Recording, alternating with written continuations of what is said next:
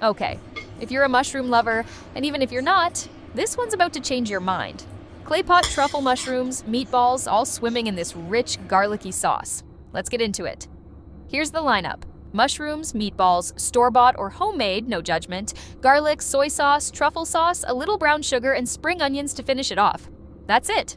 Nothing fancy, but trust me, the flavor is anything but basic.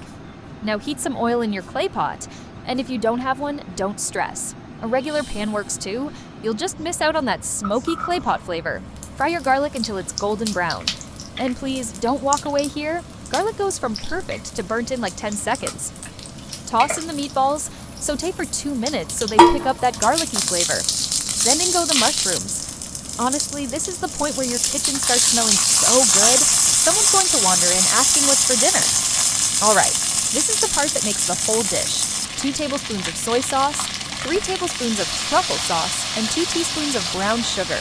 Mix it all together until every piece is coated in that glossy sauce. Little tip, if you want it saucier for extra rice dipping action, just add a splash of water or broth here. Totally optional, but I never skip it. Cover it up and let it simmer for 5 minutes. This is basically the hardest part of the whole recipe, waiting. But honestly, this is also my favorite part of cooking. That 5 minutes where the whole house smells amazing and you know something good's coming. Uncover it and look at that. Finish with a good handful of chopped spring onions. Don't be shy with it. It adds freshness that cuts through all that rich sauce. Serve this hot with a big bowl of rice. Trust me, you're going to want that sauce over rice, not just the mushrooms. If you make this, tag me. I'd love to see it.